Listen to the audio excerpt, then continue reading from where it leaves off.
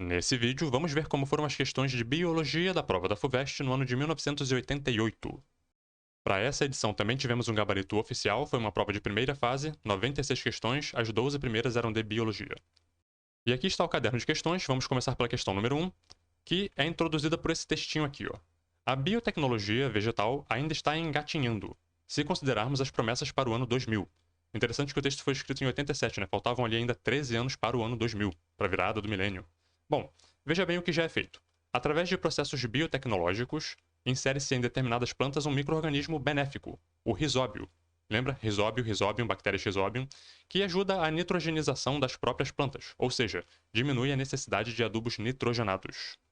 Ou seja, basicamente o que o texto está discutindo aqui é um emprego biotecnológico, né? Um estudo buscando explorar essa relação mutualística, né, entre as bactérias e as plantas para diminuir custos com adubos químicos. Se as plantas associadas às bactérias Rhizobium obtêm o nitrogênio da atmosfera, né, o gás nitrogênio, como a gente vê lá no estudo do ciclo do nitrogênio, a etapa da fixação do nitrogênio, então eles não precisariam gastar tanto dinheiro com adubos químicos para enriquecer de novo o solo que vai se desgastando com o tempo. Eles iriam plantar as plantas já associadas com essas bactérias e as bactérias fariam todo o serviço. A gente sabe da associação natural das bactérias Rhizobium com plantas leguminosas. O texto não deixa claro aqui se eles estavam estudando, por exemplo, outras variedades de plantas, né, outras famílias de plantas. Isso não fica claro. Mas com as plantas leguminosas, as bactérias Rhizobium já têm essa tradição histórica, né, de associação mutualística. Pois bem, questão 1. O texto aponta uma das muitas possibilidades de emprego da biotecnologia. Em condições naturais, bactérias do gênero Rhizobium já vivem há milênios em estreita relação ecológica com plantas leguminosas. Essa relação é do tipo, ela é uma simbiose mutualística, portanto, letra C, mutualismo. Então aproveitem para rever lá o ciclo do nitrogênio, né, a etapa de fixação do nitrogênio, as bactérias Rhizobium, por exemplo, né, que fazem nódulos radiculares lá em associação mutualística com plantas leguminosas, e elas pegam o nitrogênio atmosférico, o gás nitrogênio, e convertem esse gás nitrogênio em formas organicamente assimiláveis de nitrogênio. Algumas bactérias presentes no solo também fazem isso, e a gente chama todas essas bactérias de bactérias fixadoras de nitrogênio. Elas atuam na etapa de fixação do nitrogênio. Conversão de gás nitrogênio em formas organicamente assimiláveis de nitrogênio. Questão 2. Um grande rochedo nu começa a ser colonizado por seres vivos. Os primeiros organismos a se instalarem são... Aqui, dentre as opções, a gente vai pensar aqui nos líquens. Vamos pensar aí naquele processo de sucessão ecológica, né? Uma rocha nua, né? Não tem nem solo ali no local, então dificilmente plantas chegariam e se estabeleceriam naquele local. Líquens, né, micro-organismos e líquens, conseguem muitas das vezes se fixar naquela rocha e já vão criando ali condições para que depois plantas simples, né, pioneiras, consigam se estabelecer e eventualmente a associação ecológica vai acontecendo com o tempo. Eu vou colocar um link para essa página aqui porque eu achei ela bem bonita e ela tem um texto bem completo, bem explicado. Ela faz a diferenciação ó, entre sucessão ecológica primária e secundária. Vale a pena dar uma lida depois nisso aqui. Para quem não tem nenhuma noção sobre esse assunto aqui, é importante, né, dar uma lida sobre isso. A sucessão primária é como aquela que a gente viu lá na questão da prova, né? A partir da rocha nua, certo? Não tinha nada ali. Eventualmente, os primeiros organismos vão se estabelecendo no local e criando condições para que depois outros organismos consigam se estabelecer lá. A secundária já tem a ver com regeneração de uma área que antes já existia, por exemplo, uma floresta, né? Aí eventualmente pega um fogo ali, enfim. Ela se recupera, a recuperação dessa área seria uma sucessão secundária. Aqui tem uma ilustraçãozinha bonita, ó. Aqui, por exemplo, na primária tem aqui os rochedos, né, as rochas, eventualmente a sucessão acontecendo até chegar aqui numa floresta, né, em estágio clímax, enquanto que na secundária, vê aqui, tinha uma floresta que pegou fogo, por exemplo, né, e eventualmente então a sucessão secundária recupera aquele local que sofreu ali um dano, uma clareira na floresta, por exemplo. Então aqui, a floresta como exemplo de sucessão ecológica. Imaginemos uma floresta e as dinâmicas que permitiram a constituição desse ecossistema desde o zero, né? Sucessão primária. Precisamos recuar até um passado longínquo, há centenas de milhares de anos. Nesse tempo, a área que agora acolhe uma floresta seria apenas uma rocha, uma zona rochosa ou arenosa, né? Desprovida de solo e de plantas. Recuando a esse tempo, veríamos os primeiros seres vivos a se fixarem, né, naquele ambiente e sobreviverem naquele ambiente hostil. Esses primeiros colonizadores são organismos simples, micro-organismos, bactérias, por exemplo, né? Líquens, que são uma associação entre uma alga e um fungo, musgos, algumas plantas, né? Algumas ervas ali bem simples. Plantas pioneiras, de maneira geral, vão se sucedendo depois que já tinha ali condições básicas, né, para que houvesse uma planta. Então, o solo, por exemplo, né? Uma planta vai precisar de um pouco de solo, pelo menos, para ela poder fixar as raízes dela. E aqui eles falam, inclusive, de pequenas ervas que conseguem singrar praticamente sem solo. e por isso, né, sem matéria orgânica. Então, assim, que pegam realmente aquele estágio bem primeiro ali, bem inicial. Nunca vi essa palavra na minha vida. Singrar, navegar, seguir caminhos, percorrer, navegando. Figurado, abrir caminho. Então, lá o sentido provavelmente era esse aqui, ó, abrir caminho, né? Preparar o caminho para quem vem depois. Questão 3. A fabricação de vinho e pão depende de produtos liberados pelas leveduras durante sua atividade fermentativa. Quais os produtos que interessam mais diretamente à fabricação do vinho e do pão, respectivamente? No caso do vinho, a gente vai querer aqui o álcool etílico, que é o etanol, né? O álcool. Vinho é alcoólico, uma bebida alcoólica, né? E no caso do pão, o gás carbônico, que vai ser liberado ali durante a fermentação e que vai fazer o crescimento da massa. Lembrando aí do básico de fermentação alcoólica, primeira coisa é lembrar que isso aqui é um processo anaeróbico, certo? O oxigênio não participa disso aqui. Tanto que tudo parte aqui de o quê? De uma glicólise, né? Quando a glicose no citoplasma é convertida em piruvato através de uma glicólise, né? Com produção ali de ATP, pouco ATP em comparação com a respiração aeróbica, é verdade. E ela faz o quê? Ela pega ali NAD+, né? E transforma também em NADH, para que seja possível fazer essa transformação da glicose em piruvato. Esse piruvato ele tem uma passagem aqui adicional, onde ele vai ser transformado em acetaldeído, e nesse processo aqui libera CO2, tá vendo? Esse CO2 aqui, que lá na fermentação da massa do pão, por exemplo, faz a massa crescer. Em seguida, o acetaldeído ele é transformado em etanol, o álcool, certo? Álcool etílico, que é a fermentação alcoólica. E a função desse processo aqui é fazer o quê? Pegar esse NADH que foi produzido lá na glicólise e reciclar, transformar de novo em NAD+, para retroalimentar a glicólise. Uma vez que é um metabolismo anaeróbico e ele tem um menor rendimento energético do que a respiração aeróbica, é necessário que tenha então esse artifício aqui para o quê? Para poder permitir que esse processo aconteça com a frequência necessária, né? Para que nunca fique sem os elementos necessários para essa parte aqui importante, né? Que é a quebra da glicose em piruvato, formando ali ATP. Então, essa etapa aqui de transformar acetadoído em etanol é justamente para reciclar esses NAD+, aqui e retroalimentar essa via metabólica, que é importante para esse organismo aqui que está em metabolismo anaeróbico. Os fungos, as leveduras que são utilizadas na fermentação de massas e na fermentação de bebidas, utilizam esse mecanismo aqui metabólico, que libera CO2 e produz ali como um produto final álcool etílico. Questão 4. A obstrução dos bronquíolos impede que o oxigênio atinja. Letra E. Os alvéolos. Vou mostrar essa página aqui rapidinho porque tem umas imagens bem legais aqui. Por exemplo, aqui, ó, sistema respiratório, né? Tem aqui cavidade nasal, narina, epiglote, faringe, laringe, traqueia. Região aqui, né, da cavidade pleural, os pulmões, diafragma. E essa aqui que eu queria mostrar, ó. Traqueia, principal aqui, né? Brônquios, que podem ser primários, secundários, né? Eventualmente bronquíolos aqui nas ramificações. E aqui na ponta dos bronquíolos, o alvéolo. Os alvéolos, né? É lá que acontece a hematose, a troca de oxigênio por CO2. E vice-versa, enfim. Então, se você obstrui aqui um bronquíolo, que é essa ramificação mais fininha aqui, você acaba afetando ali os alvéolos, certo? Lembrando que o ar que a gente respira, ele entra por aqui, né? Pela traqueia, quando você inspira o ar, certo? Ele vai encher os pulmões, o pulmão vai se encher desse ar que você inalou, que você inspirou, e é necessário que esse ar chegue ali até o alvéolo para que haja hematose, né? Para que o oxigênio que está no ar que você inspirou entre para sua corrente sanguínea e o CO2 que você vai expirar, porque é produto do seu metabolismo, saia, né, na sua expiração. Questão 5. Se o cerebelo de um rato for destruído, ele perderá a capacidade de, no caso aqui, de andar. Bom, letra C, andar, a única que não foi selecionada ali. Então, rapidamente aqui, função do cerebelo.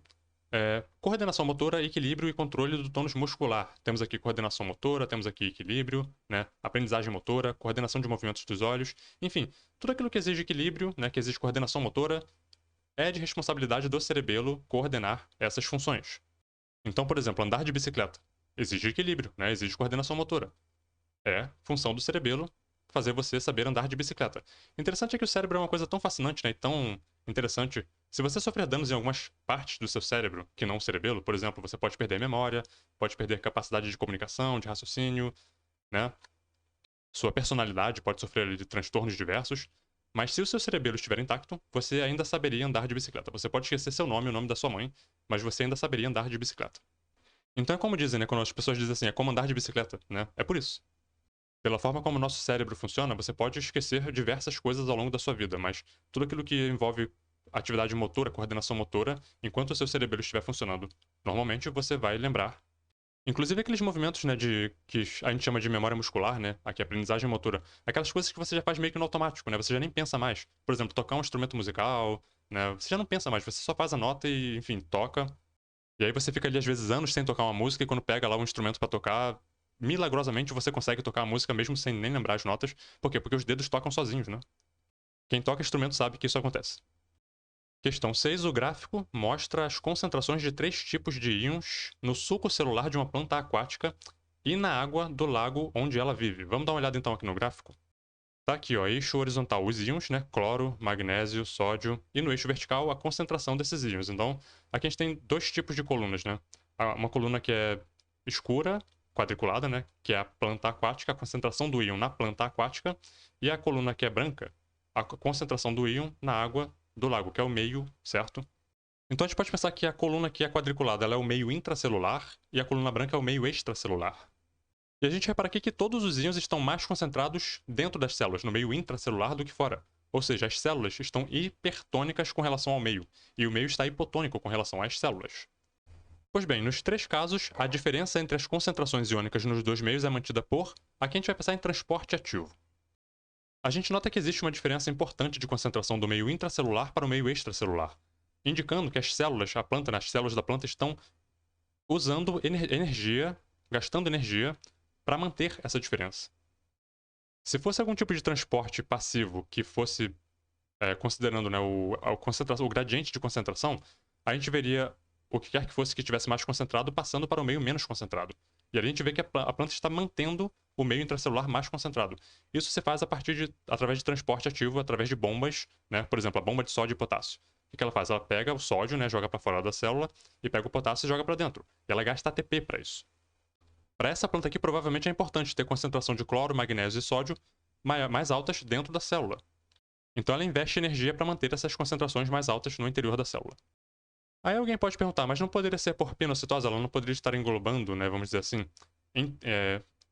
internalizando esses íons através de pinocitose? A pinocitose, a célula endocita água mais algum soluto que esteja na água, certo? E ela não seleciona, ela não faz diferença no que ela está endocitando, nesse caso aqui da pinocitose, mas vem água junto. Diferente do transporte ativo, onde ela pega especificamente aquilo que ela quer e bota para dentro, na pinocitose ela traria água junto e outras coisas também. Se a gente pensar logicamente, se fosse por pinocitose, o meio intracelular e o meio extracelular estariam isotônicos. Porque se toda vez que a célula endocita água mais íon, no caso, se toda vez que ela endocita o íon, ela traz água junto, não está tendo diferença nenhuma entre o que está acontecendo dentro da célula e fora da célula, entendeu? Eventualmente ficaria isotônico. Porque a pinocitose ela é inespecífica. Questão 7. Metamorfose é a transformação do estágio jovem para o adulto. Alguns insetos têm metamorfose completa. Aqui eles colocaram metábolos, hoje em dia a gente chama de holometábolos, né? Que é a metamorfose completa. Tem larva, pupa e adulto. Enquanto em outros, a metamorfose ela é gradual. Ele está chamando aqui de hemimetábolos, que é aquele, né, que tem ovo, ninfa e adulto. Quais insetos exemplificam o primeiro e o segundo tipo de metamorfose, respectivamente? Então, quem é? A alternativa aqui vai ter um holometábolo e um hemimetábolo. Letra B, borboleta, holometábolo e barata, hemimetábolo. Bom, eu acredito que todo mundo já esteja bem familiarizado com as fases de vida de uma borboleta, né? Lagarta, casulo, adulto. Agora, a barata, talvez algumas pessoas nunca tenham observado, né, a transição entre fases de vida de uma barata. Então aqui nós temos um ovinho da barata. O ovo da barata provavelmente você já viu. Ele parece ali um carocinho de feijão, né? Uma coisa esquisita, às vezes assim na cozinha, no banheiro. Enfim, do ovo eclodem ninfas, né? Tem 3 estágios de ninfa. A gente pode colocar aqui ninfa 1, 2, 3, né? E eventualmente chega à fase adulta. A diferença da fase de ninfa para a fase adulta. Na fase adulta tem asas. E quando ela abre as asas e sai voando, aqui é que começam os nossos problemas, não é isso? É disso aqui que você tem medo. É mais raro ver as fases de ninfa porque geralmente para começar, elas não voam, né? A locomoção delas é mais limitada, elas ficam ali no lugar que elas sabem que tem comida, né? Para elas poderem se desenvolver. Quando chega na fase adulta, que é a hora de se reproduzir, aí sim elas abrem as asas e saem voando para aumentar a chance, né, de encontrar um parceiro e colonizar novas áreas, né? Colocando ovos em ambientes diferentes. Quem já teve a oportunidade de criar baratinhas, né, em algum tipo de recipiente, já viu, né, a baratinha crescendo, trocando, né, o exoesqueleto. Tem uma hora que ela fica toda branquinha, né? Porque ela troca a pele, o exoesqueleto, né? E é muito comum ter medo de barata, né? Mas assim, eu diria o seguinte: se você tem muito medo de barata, Se você acha que é um bicho muito asqueroso e você morre de medo, fobia, experimenta um dia pegar uma morta e olhar com atenção, sabe? Ela tá morta, não vai fazer nada com você. E olha com atenção, olha a complexidade, olha a beleza desse bicho. É um bicho maravilhoso. Eu entendo que algumas pessoas têm nojo, e é justificável ter nojo, porque elas às vezes ficam, né, no esgoto e tudo mais. Não vou discutir isso. Mas é uma experiência que a pessoa deveria fazer pelo menos uma vez na vida. Olhar uma barata de perto e olhar as estruturas, né, a complexidade do corpo. Depois, lava a mão e vida que segue. Questão 8. Presença de celoma, hermafroditismo e sistema circulatório fechado. São características que ocorrem conjuntamente em apenas um dos animais abaixo. No caso aqui, a minhoca. Não consigo selecionar minhoca, vamos ver aqui. Enfim, eu queria selecionar a letra B, minhoca, mas enfim. Capítulo 14 da terceira edição do Brusca, filo Anélida, minhocas são anelídeos. Esse capítulo descreve vermes segmentados ou anelídeos, né, que incluem várias espécies descritas. Os anelídeos incluem as bem conhecidas minhocas e sanguessugas, assim como vários vermes de areia, vermes tubícolas, poliquetas, né, etc. Os anelídeos são vermes celomados, triploblásticos, com trato digestivo completo, sistema circulatório fechado. Tudo tem exceções, ok? Isso aqui é um grande grupo, né? E tem diversas exceções ali dentro. E aqui um quadrinho com mais de algumas características gerais do grupo. Tá aqui, ó, gonocorísticos ou hermafroditas, certo? Sim, existem exceções para tudo isso, mas as minhocas calham de ser todas essas classificações que eu li aqui. São celomadas, têm sistema circulatório fechado, sistema digestivo completo e são hermafroditas. Questão 9. O endosperma das sementes de angiospermas contém, aqui letra D, ó, maior quantidade de material genético materno. Vamos ver por quê. Lembrem aí que nas angiospermas acontece o que é dupla fecundação ou dupla fertilização. Eu vou ampliar essa imagenzinha aqui para a gente poder discutir a questão. Então, lá nos ovários, né, nas flores de angiospermas, a gente vai ter essa estrutura aqui, que é um saco embrionário. Aqui a gente vai ter a abertura desse saco embrionário, que é a micrópila, né? E nós vamos ter aqui dentro diversas células interessantes. A gente vai ter a célula ovo, que é a oosfera, que do lado dela tem duas sinérgides, ok? Tem aqui essa região aqui central, que tem dois núcleos polares, e nós temos aqui no final essas células aqui que se chamam antípodas. Lembrem que o grão de pólen tem uma célula vegetativa e uma célula germinativa, né? A célula vegetativa faz o tubo polínico, né, que traz os núcleos espermáticos até aqui nessa região do saco embrionário. Os núcleos espermáticos são dois, né? Quando chegar aqui dentro, um deles vai tocar aqui na oosfera e vai fertilizar ela. O outro vai passar reto e vai vir aqui para o meio. E vai se misturar com os núcleos polares. Então, a união de um núcleo espermático do grão de pólen com a oosfera forma ali o embrião, que vai formar ali, né, no caso, a nova plantinha, né, na semente, que vai brotar. A união do núcleo espermático com os núcleos polares aqui no meio, nessa região aqui, forma o endosperma, que é triploide. Por que triploide? Repara que no saco embrionário já tinha aqui duas células, né, que eram os núcleos polares, mais uma célula que veio do grão de pólen, né, que se juntou aqui e formou então 3 núcleos, portanto triploide. Então tinha 2 núcleos aqui com informação genética da mãe, no caso aqui, né, da parte feminina, e um núcleo com informação genética do pai, né, no caso do grão de pólen. Por isso que a parte feminina tem mais informação genética dela do que da parte masculina. Essas outras células aqui, por exemplo, as sinérgides, né, as antípodas, elas não têm nenhuma função assim direta na fertilização propriamente dita, elas são mais assim, elas dão mais um amparo operacional. Eu comparo ela com os glóbulos polares que se formam lá na gametogênese feminina. Lembra que um forma um ovócito, né, e o outro forma um glóbulo polar, né, que depois se desintegra. É mais ou menos isso aqui, né, essas antípodas, né, tudo isso aqui some depois que rola ali a formação do embrião e do endosperma triploide. Eu encontrei esse videozinho aqui no Adobe Stock que ilustra nesse processo ali os núcleos espermáticos, né, vindo em direção ali à micrópila. Um deles vai chegar ali e vai tocar na oosfera e vai, né, gerar ali o embrião.